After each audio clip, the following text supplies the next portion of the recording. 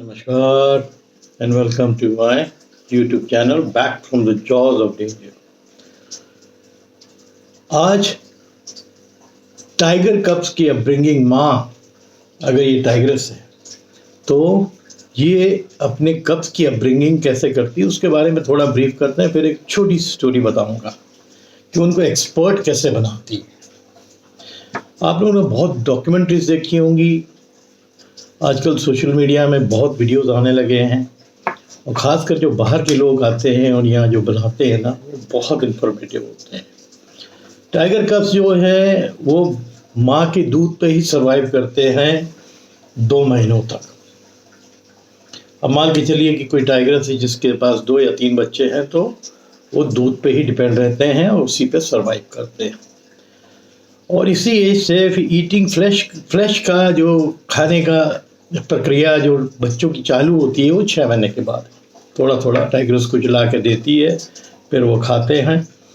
और उस समय उनके अंदर कौतूहलता या उत्सुकता बहुत रहती है। जब तक ये 10 महीने के हो जाते हैं, घात लगा के बैठना, छोटे छोटे जानवरों को चिड़ियों की तरफ दौड़ना, कभी कभार मार भी देते हैं। जब तक ये करीब 40 किलो के हो जाते हैं, अंदाज है, कोई थोड़ा ज़्यादा तो थोड़ा कम, ये डिपेंड करता है कि वो किस तरह का है। मेल है तो थोड़ा जल्दी बढ़ता है, फीमेल है तो थोड़ा कम बढ़ता है।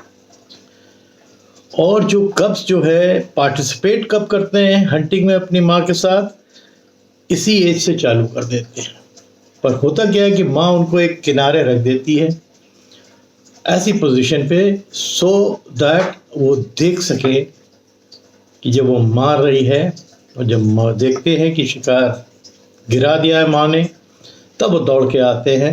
कभी कभी वो अपने माँ की हेल्प भी कर देते हैं, जैसे कोई तड़प रहा है तो वो हेल्प भी कर देते हैं। पकड़ के तीनों चिपट जाएंगे, बड़े बड़े पंजे हो जाते हैं उस समय तक। और क्राउच करना, स्टॉक करना, है ना, तो वो छोटे छोटे जानवर को देख देख के उनकी हैबिट बन जाती है। बट वो हमेशा बितकते हैं। जब बड़ा शिकार माँ मारती भी है और उसके पास जाते हैं तो हेजिटेंट होते हैं, हमेशा बितकते हैं जाने को, क्योंकि वो बड़ा कोई जानवर मारा हुआ है उसने।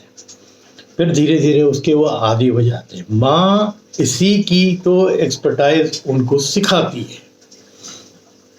ये एक आर्ट है, माँ का एक आर्ट होता है जो इम्पार्ट करती है अपने बच्चे को, सिखाती है कि आओ अभी हम आपको सिखा रहे हैं, मैं बैठी हूँ, मार के बैठ जाएगी, फिर उनको फीड करने देगी, देखेगी, ठीक है। या सबसे इंटरेस्टिंग होता है, जिन लोगों ने देखा है कि जब शिकार टाइगर्स कर लेती है ना और ये लोग छुपे रहते हैं कहीं झाड़ी के पीछे, तो एक लो ग्राउल, एक टिपिकल ग्राउल करती है वो, जिसको बच्चे समझ जाते हैं कि माँ ने पुकारा है।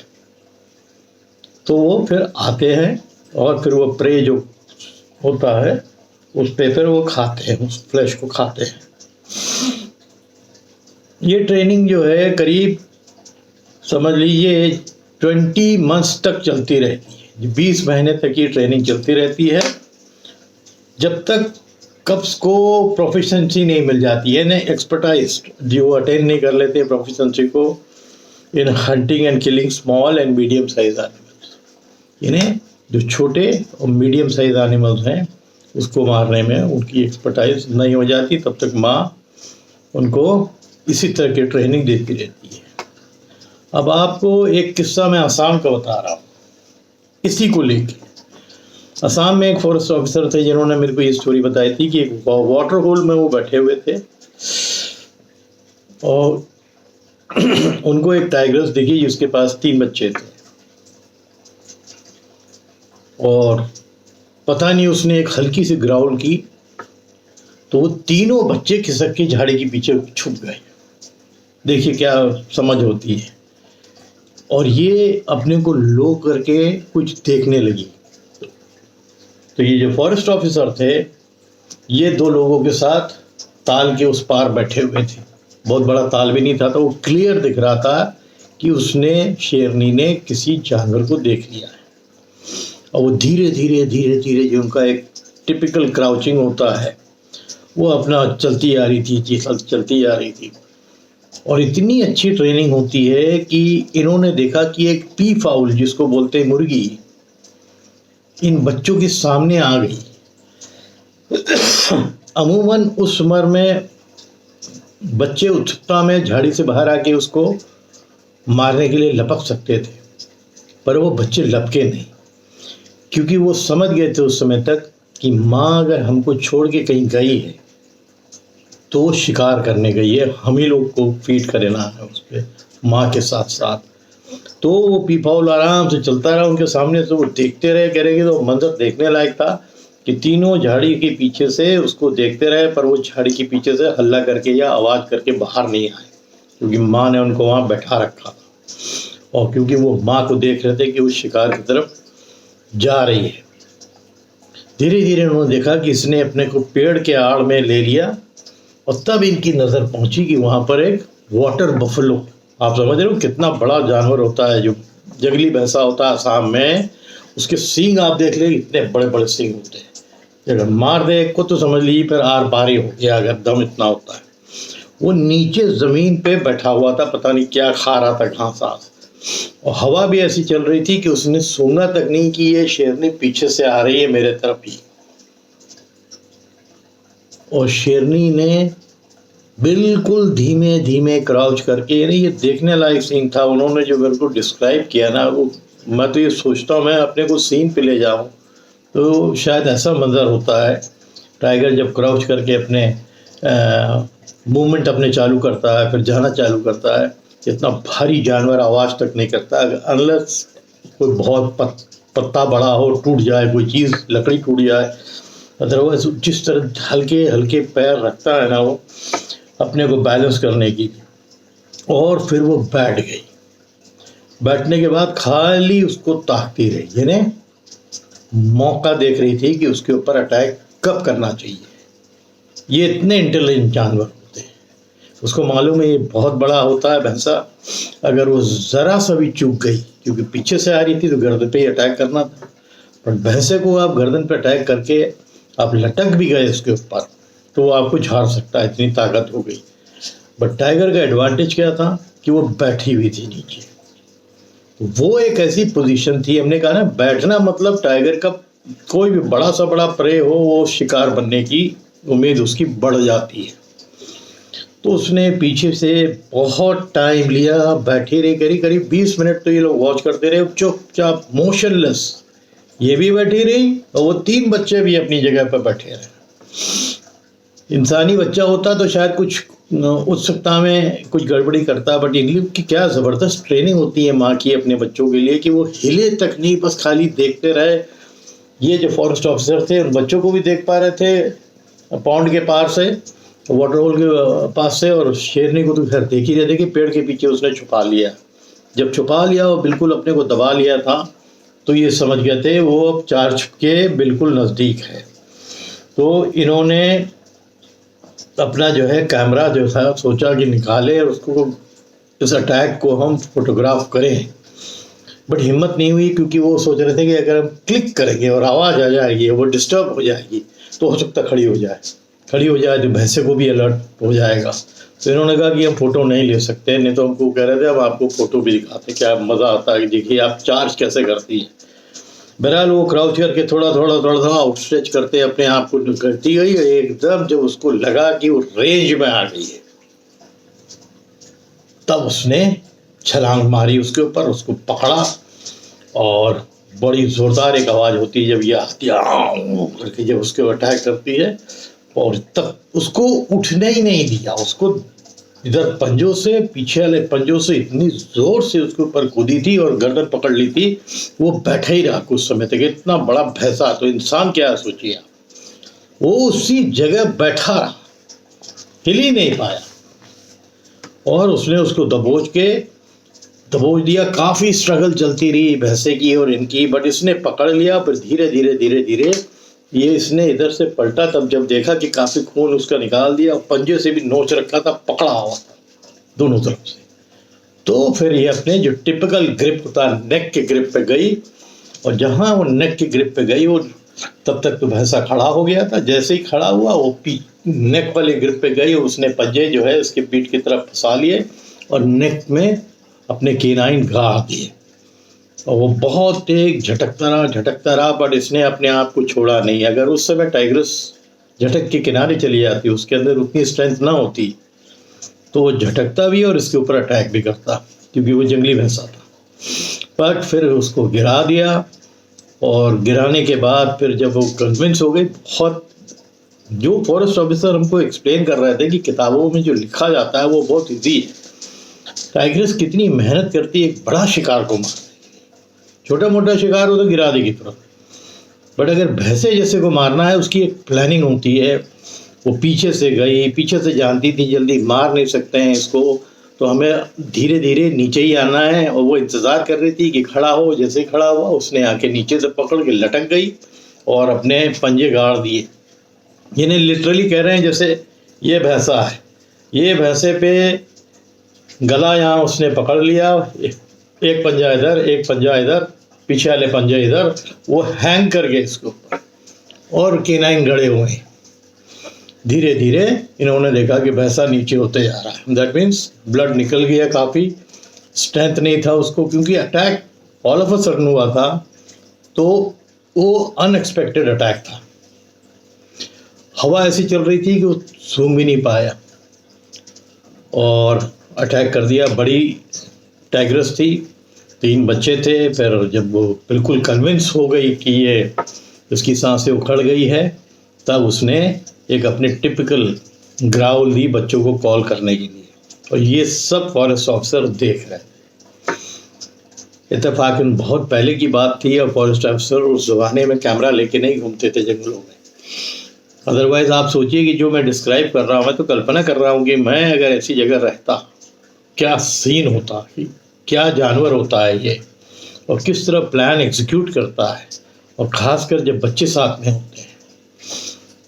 फिर उसने वो अपनी लो ग्राउल दी, जिसमें उसके बच्चे जो थे वो आए इसके पास, और फिर ये हट गए शिकार से, ये देखने के लिए कि तब तक बच्चे बड़े हो गए थे थोड़े, कि बच्चे कैसे फीड करते हैं। उनकी एक्सपर्टाइज जो हमने ट्रेनिंग दी है, उसमें इसको ये ट्रेनिंग में ये खरे उतरे हैं कि नहीं। तो इसने अपने आप को थोड़ी दूर बैठ गई, थक भी गई थी, बहुत बहुत स्ट्रेंथ वाला जानवर होता है जंगली भैंसा, उसको मारा था, बैठ गई, और फिर बच्चे फीड करने लगे। जब इसको थोड़ी सी सांस आई तो फिर पानी वाटर होल में गई, उसने थोड़ा पानी पिया, थक गई थी, फिर आई और थोड़ा सा फीड किया, और वो जगह उसको सेफ नहीं लगी कि ये भैंसे को अगर हमने यहाँ मारा है तो इसको यहीं छोड़ना चाहिए। हो सकता है और भी कोई टाइगर है और कोई जानवर, लेपर्ड, छोड़ के जाएगी नहीं, क्योंकि उसको मालूम है हमारे बच्चों के लिए बहुत दिनों का शिकार हमने पकड़ लिया है। ये फीड कर लिया उन्होंने करीब, ये लोग एकदम स्टिल होके 1 घंटों देखते रहे, क्योंकि उनको मालूम था कि अब जो अगला मूव होगा कि ये टाइगरेस इसको पकड़ के यहाँ से एक सेफ झाड़ी के पीछे छुपाएगी, जहाँ कोई भी लोग जो वाटर बॉडी के पास आएंगे उसको ये नज़र ना आए। और यही हुआ, उस टाइगरेस ने उसको पकड़ के खींचना चालू किया जैसे वो करते हैं, और कह रहे थे बड़ी क्लासिक सीन था कि ये इधर जो है शेरनी भैंसे वो खींच रही है, इधर ये बच्चे ना समझते उसके पीठ के ऊपर कूद रहे हैं भैंसे के ऊपर, यानी भैंसे के वेट और बढ़ रहा है, बड़े तो हो ही गए थे वो, तो ये कूद रहे हैं, फिर उधर उछल के उधर चले जा रहे हैं। फिर उसने एक ग्राउल दी तो ये खड़े हो गए सब, यानी that was the warning growl कि ये मत करो। फिर वो खींचती गई, उसमें तो एक जो समझदार मेल, थोड़ा जो बड़ा कप था वो समझदार था, वो भी आया और माँ को हेल्प करने के लिए, दिखाने के लिए दांत पकड़ के वो भी खींचे। That was a part of training कि माँ ऐसे खींचती है बड़े जानवर को, अभी ऐसे सीख लूँ मैं।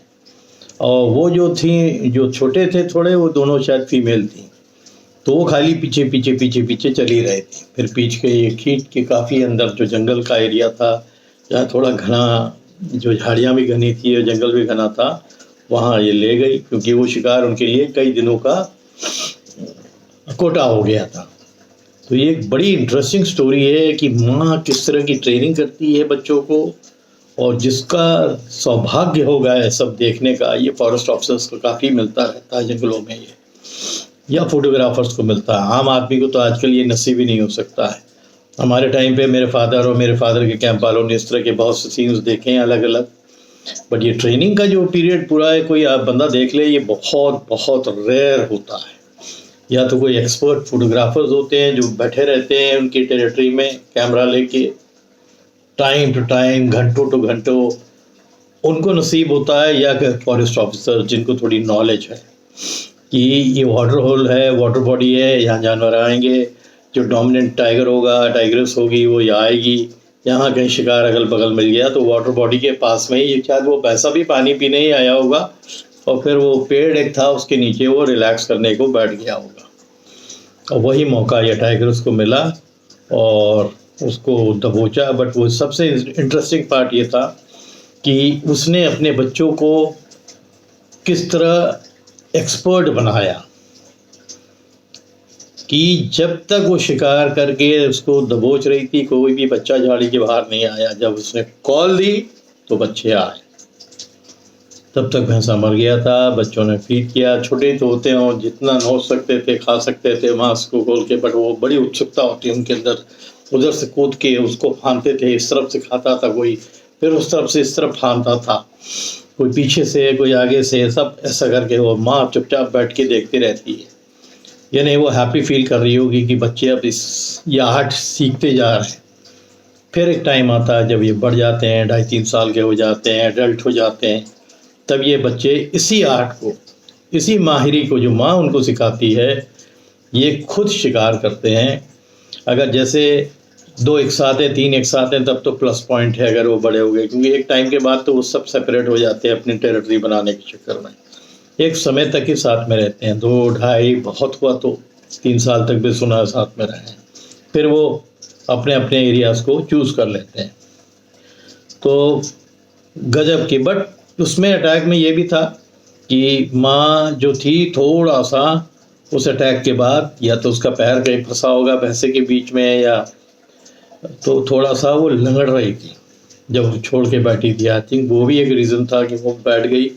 बट बच्चों को तब तक इतना ट्रेन कर दिया था कि बच्चे जो है छोटा मोटा जो हिरन वाला शिकार तो कर लेते। ये जो फॉरेस्ट ऑफिसर थे वो बता रहे थे कि वो एक्सपर्ट हो गए थे, वो वही ट्रेनिंग बड़ा शिकार मार के वो देखना चाहती थी, और ऐसे ही फिर उनके बच्चों ने भी इसी तरह का शिकार किया होगा।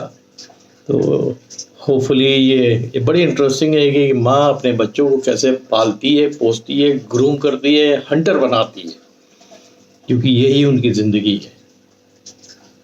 क्योंकि बहुत फिर जैसे जैसे टाइगर का बच्चा बड़ा हो जाता है उसको एक बहुत कठिन ज़िंदगी जीनी पड़ती है जंगलों में।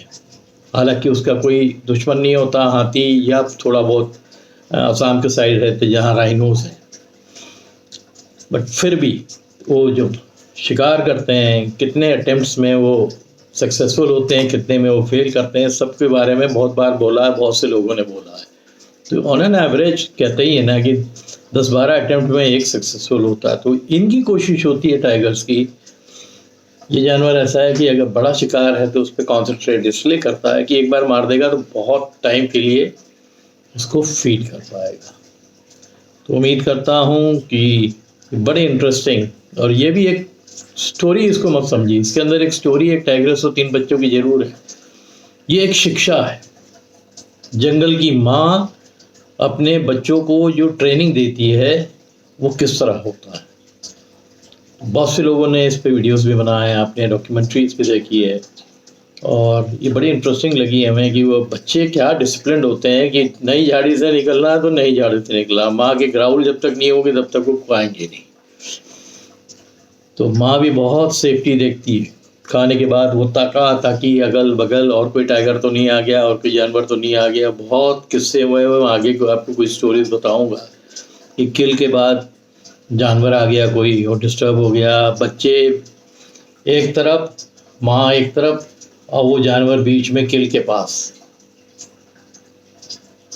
फिर क्या हुआ उसके लिए वेट करिए। आप लोग बहुत हेल्दी रहिए और मेरे को कमेंट करिए, मेरे जितने भी कंटेंट्स हो उसको कमेंट जरूर करा करिए। देखिए मेरे को भी मालूम है, मेरे को एक सब्सक्राइबर ने लिख के भी भेजा हुआ कि साहब आजकल ज़्यादातर कमेंट और व्यूज़ उनको मिलते हैं जो गाड़ियों में घूम रहे हैं और टाइगर के खोज में। देखिए वो नॉलेजेबल लोग नहीं हैं, वो व्यूअरशिप के लिए घूमते हैं। अगर घूम रहे हैं तो अच्छी बात है, क्योंकि उनमें भी कई इन्फॉर्मेशन है जो आपके काम की है। और वो गाड़ी में बैठे बैठे they are safe inside a car, और फिर वहाँ से वो शेरों के बारे में ढूंढते हैं, उनके पगमार्क्स मिलते हैं या कोई किस्से होते हैं तो अंदर से सुनाते भी। तो ये तो बहुत अच्छी बात है कि एटलीस्ट एक 4 व्हीलर की सेफ्टी में है वो। बट जो मैं आपको कंटेंट्स दे रहा हूँ ये रियल स्टोरीज हैं, और जंगल में जो लोगों ने पैदल जाते में देखा है, पुरानी हैं। उस ज़माने में गाड़ियों वाला कंसेप्ट नहीं था, है ना। इवन फॉरेस्ट ऑफिसर्स भी गाड़ियों में नहीं घूमते थे उस ज़माने में, हाथियों में घूमते थे। तो ये भी जो स्टोरी है ये 80s की है। तो उस ज़माने में हाथी पे देखा जाता था, क्योंकि इतना डेंस फॉरेस्ट होता था कि आप हाथी से घूम सकते हैं या फिर पैदल घूम सकते हैं। तो आप लोग कमेंट करिए और जुड़िए, बहुत से लोग जुड़ेंगे तो बहुत इंटरेस्टिंग स्टोरीज दूंगा। ये तो एजुकेशन है, ये समझिए। स्टोरी तो कम है, ये एजुकेशन है कि एक टाइग्रेस बच्चे को कैसे पालती है। आप लोग खूब हेल्दी रहिए और तगड़े से रहिए। Thank you.